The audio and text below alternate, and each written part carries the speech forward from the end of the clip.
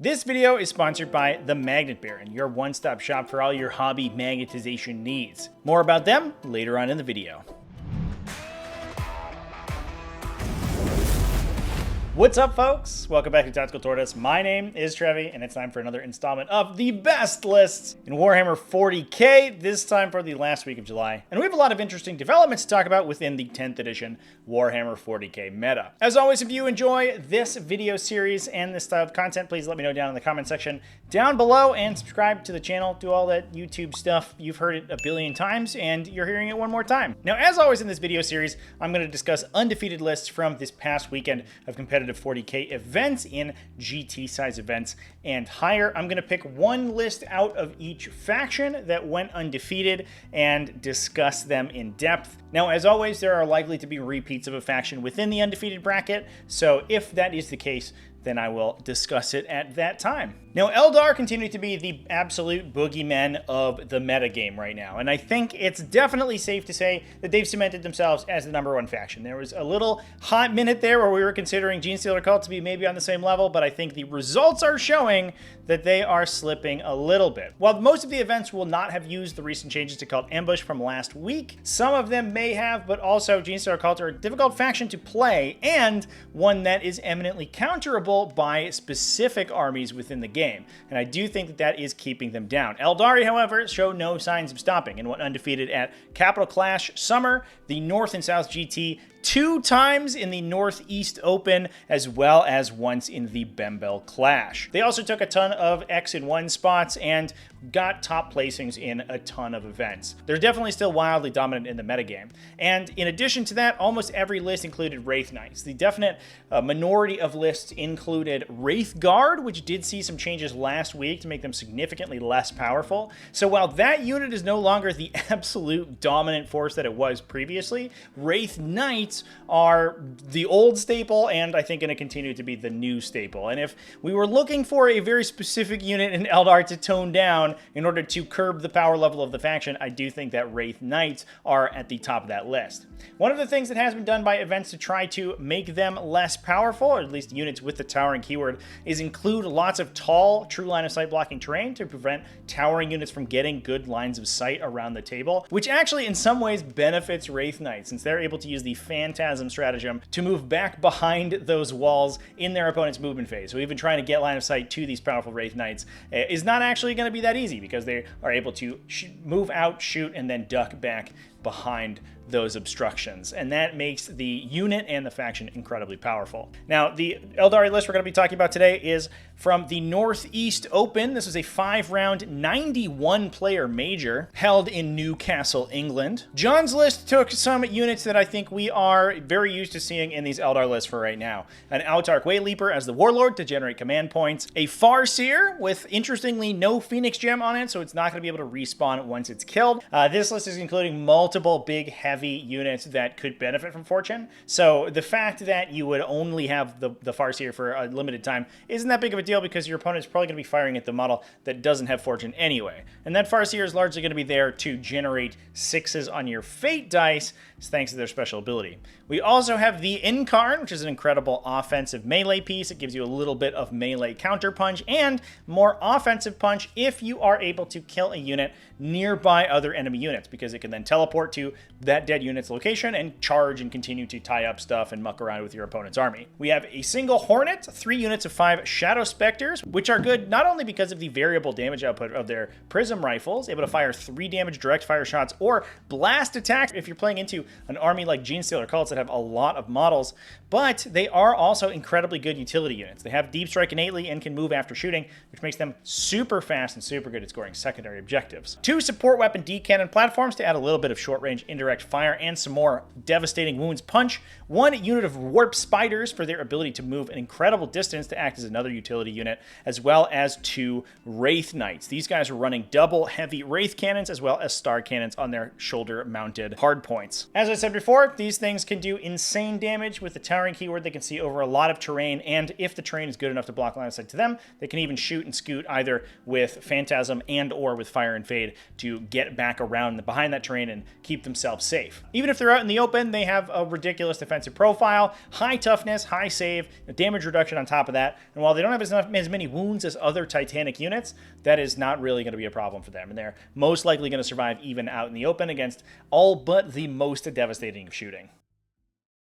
Are you gearing up for Warhammer 40k's 10th edition, but unsure of what war gear you want your units to be equipped with? With a new rule set for the game comes a ton of new challenges, and it's hard to be prepared for everything. You've got new opposing armies to play against, new enemy units to contend with, and a quickly changing metagame. Maybe you're worried about erratas impacting your models or the loadouts you've assembled them with. Well, I have an easy solution for you, and that is magnets. And the easiest way to access that easy solution is the Magnet Baron, your one-stop shop for all of your model modularity needs. Modularity needs. Nailed it. The Magnet Baron is the best place to go to get your armies ready for playing within the new edition. They offer magnetization sets for a wide variety of Warhammer 40k model kits that includes the specific components that you need to magnetize them and allow them to build in any loadout available. So your units can remain flexible without having to break the bank buying additional bits or extra models. Not only that, but the Magnet Baron also includes a wide variety of other useful gaming accessories, including sturdy flight stands that don't snap as soon as you take them out of the box, convenient movement trays for moving large units around, as well as a wide variety of hobby magnets in a frankly ridiculous selection of shapes and sizes. So you can modulate any bit for any model and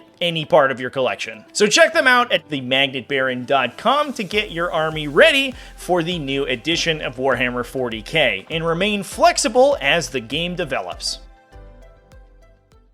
Moving on to the next highest placer this weekend, it actually might be an interesting one.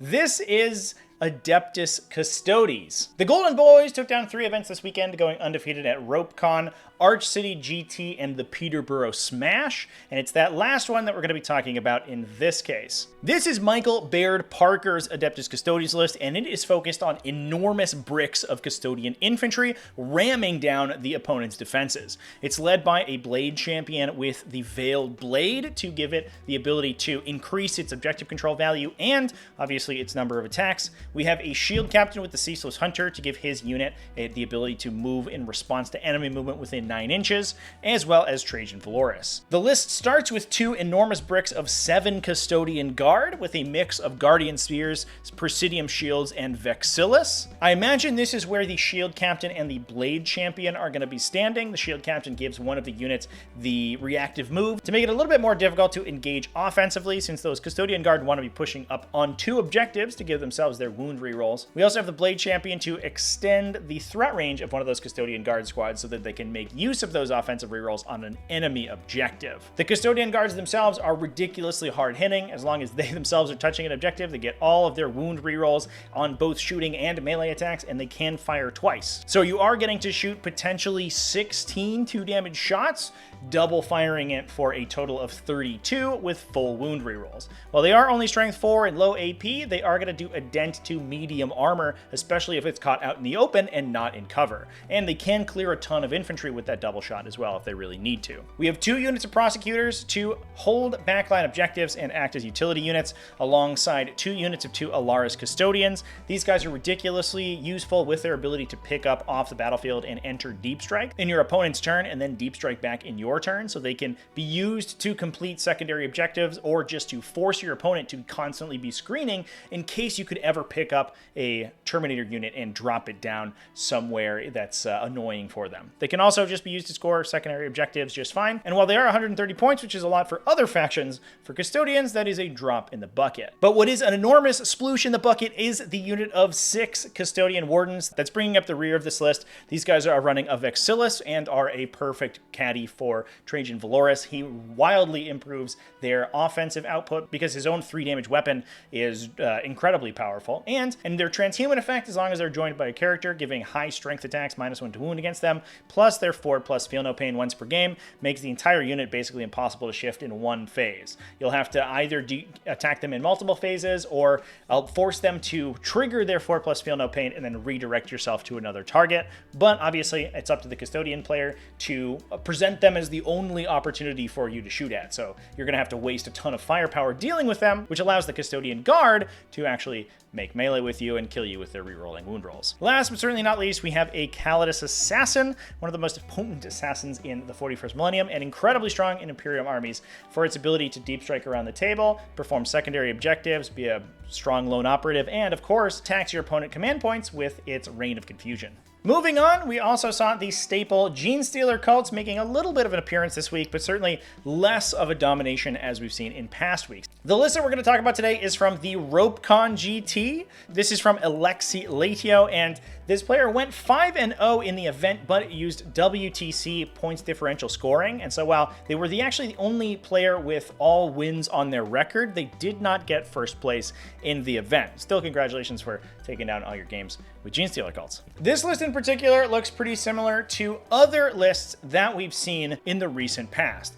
It's including a Clamavest to project an Omni Scrambler anti-deep strike aura in the back of the Genestealer Cult deployment zone in order to give them a safe spot to drop their Cult ambush tokens so their units can safely respawn without being disrupted by enemy forward operators. It has 2 Nexoses to give it free stratagems, 2 Primuses to give 2 units reroll hit rolls, as well as 2 Reductus Saboteurs. Interestingly, not a single enhancement on any of these, not even running Meticulous Planner on any of these units. We have 2 units of 10 Acolyte Hybrids, as well as 1 of 5, all of them rocking demolition charges, and 6 units of Neophyte Hybrids with a combination of grenade launchers, flamers, and seismic cannons. Now, this is rounded out by a Goliath Truck. Normally, you have to use the Tunnel Crawler stratagem within 6 inches of enemy units to make use of their demolition charges, but the Goliath Truck gives you a much easier delivery system, allowing you to deliver potentially multiple units with demolition charges in a turn. So instead of just waiting each turn for your Tunnel Crawler unit to come on the table or using it with a Nexos,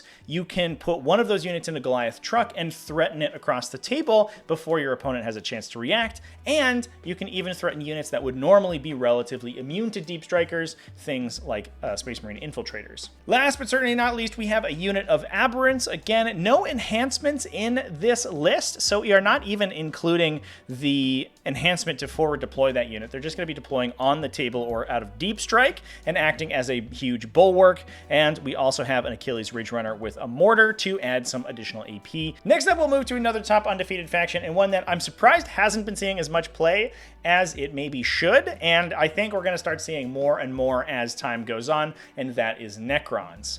Necrons saw undefeated records both at the North and South GT and Capital Clash. The Capital Clash did play using WTC scoring, so it actually ended with a draw on the top 2 players. They were both 5-0-1, but those were 2 undefeated players, and the Necron player actually being Scary from the Scardcast YouTube channel. So go check out his content if you want a little bit more detail on his play. The list we're going to be talking about today is from Tyler Walsh. This went 5-0 at the North and South GT, a 5-round, 60-player grand tournament in Hobart, Tasmania. Inky, come on, cat. You want to come visit? Okay, come on. This list was running a Hexmark Destroyer with the Sovereign Coronal, the aura that counts units as having leaders attached to them. The Hexmark Destroyer is a great caddy for this enhancement because it is itself a lone operative, so it's able to sort of hover around the middle of the Necron army without giving its opponent a good target to shoot at to get rid of that aura. It's also taking an Overlord, a Royal Warden with the Sempiternal Weave to give him 4+ Feel No Pain. Pretty interesting slot for that, actually. The Royal Warden isn't the first place I would put that. Usually we see it on a Transcendent Catan, but as long as it keeps him alive, I guess. We have a Technomancer with the Hypermaterial Ablator to give stealth and potential cover to the unit he's attached to, as well as a second Technomancer. This list is running a bunch of Necron Warriors, so we're making use of the synergy between the Warriors, the Reanimator, and the Ghost Ark, namely a unit of 20 Necron Warriors, as well as a unit of 10. We have a Ghost Ark to sit next to them as well. That Ghost Ark offers an additional use of a reactive reanimation, so after losing models to an enemy attack, the Ghost Ark can trigger and reanimate some Necron Warriors back. That is further buffed by the Canoptic Reanimator Reanimator, and you can use Protocol of the Undying Legions to reanimate even more Necron warriors buffed by the Reanimator. While this unit isn't attached with the Resurrection Orb, it is still possible to reanimate 3 times per battle round for a potential total of 9 plus 6 D3 Necron warriors reanimated into either one of these units. We have 2 units of Canoptek Scarab Swarms to act as utility units, 2 units of Crypto Thralls to add some additional survivability to the units that they are attached to, because they do have a 4+ Feel No Pain and can be reanimated if they are attached to a unit. 3 Doomsday Arcs, who are going to be the primary recipient of that Sovereign Coronal, giving them +1 to hit even when they're moving around. These guys are not only difficult to kill with a 4+ invulnerable save baked in and a bunch of wounds and the ability to reanimate and potentially be repaired by Technomancers, but they also have a ridiculously powerful 4 damage blast gun. We have 3 Locust Heavy Destroyers with Gauss Destructors, and last but certainly not least, a unit of Lich Guard as well, with Hyperphase Swords and Dispersion Shields to bake in a 4+ invulnerable save. With an attached Technomancer, these guys are going to have a 5+ Feel No Pain as well, and I imagine have one of those Cryptothrall units attached, making them incredibly difficult to kill. Overall, it's cool to see the Necron Silvertide come back a little bit, and the play of Doomsday Arcs, I think one of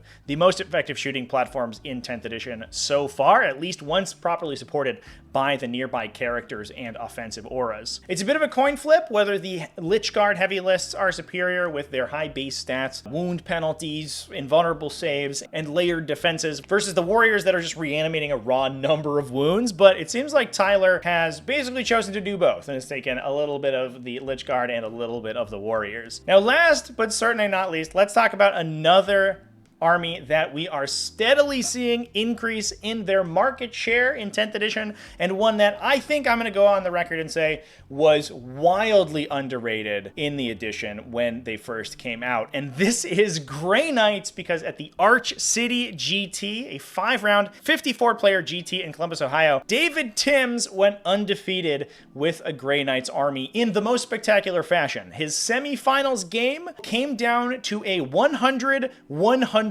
draw. Both players scored maximum primary and secondary objective points for the highest scoring draw that you can possibly have. That's absolutely wild. I don't think I've ever seen that actually happen in a game of 40k before. But if any army can score very highly, it is Grey Knights. Now, this list also had a list at 5-0. That was Alex Brudnicki with Adeptus Custodes, but we've already talked about Adeptus Custodes, so we're going to be moving on to their Silver Brethren. Now, for those who don't know, Grey Knights are probably one of the most mobile factions in Warhammer 40k, and that makes them incredibly good at scoring secondaries, if a little bit pillow-fisted when it comes to actually destroying enemy heavy armor. They're able to pick models up from their army into Deep Strike at the end of each opponent's turn, and then Deep Strike them in their subsequent movement phase. They can also automatically advance 6 inches with anything, and they gain the fly keyword when advancing, meaning it's incredibly difficult to pin them down. They can hop over your models, they can use through the air movement to go over terrain, and they can even turn their weapons into assault when doing so they can advance and perform actions for a command point. The list in particular that David elected to take was led by Castellan Crow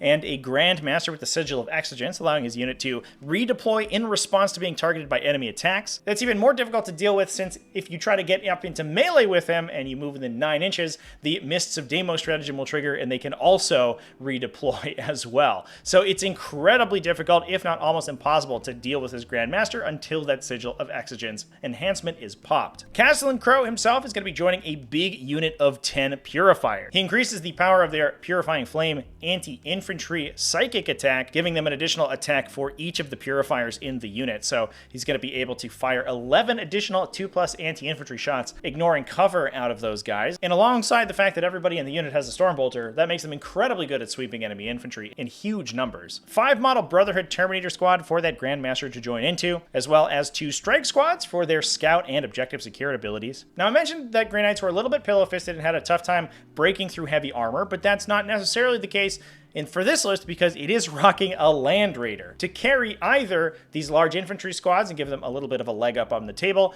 with the ability to charge out of disembarking from the Land Raider itself, or potentially just start those units inside the Land Raider, especially the 2 Interceptor squads that are also included, and give them a little bit of a leg up on the first turn, allowing them to disembark the Land Raider before it moves and then move themselves. And with that high base movement speed that the Interceptors have, they're going to be able to get pretty far up the table on that first turn. We have a Nemesis Dread Knight. These guys have the ability to advance, fall back, shoot, and charge, meaning that alongside the detachment ability on the Nemesis Dread Knight, they're basically moving 14 inches every turn without any loss of ability. So for 215 points, you get a pretty solid shooting platform. It's especially good against light or medium infantry. Pretty good in melee with its big Nemesis Great Hammer, and it's incredibly fast and good at scoring secondary missions. Last but certainly not least, we have a unit of Voidsmen at Arms to sit in the back and hold down the objectives. A lot of times we will see an exaction squad in this place because you save 5 points, and they are relatively difficult to kill with a 5+ Feel No Pain, but that might be a model availability thing. We might just have Voidsmen at Arms in that slot. They also get a rotor cannon, these guys, so they're pretty good at shooting if they need to, which is why they cost an extra 5 points. We also have a Calidus Assassin in the list as well, for all of the reasons that Calidus Assassins are great. Now, that's not the only good showing we saw from Grey Knights this weekend. We actually saw them go X-1 at the Northeast Open. A Grey Knights list was also included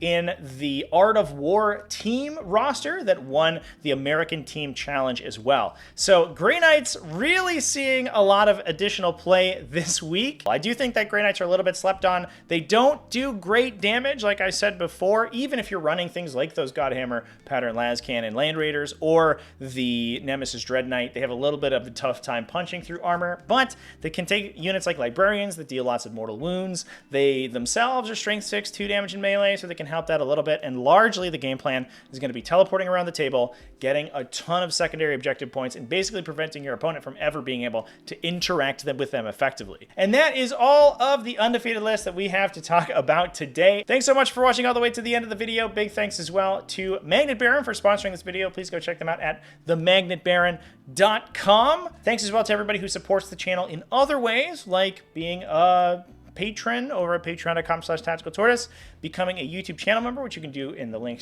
down below the video, and also a Twitch subscriber when I stream my games over on Twitch, twitch.tv/TacticalTortoiseTV. All you people are great, and I love you. Remember to keep it classy, folks, and have happy wargaming.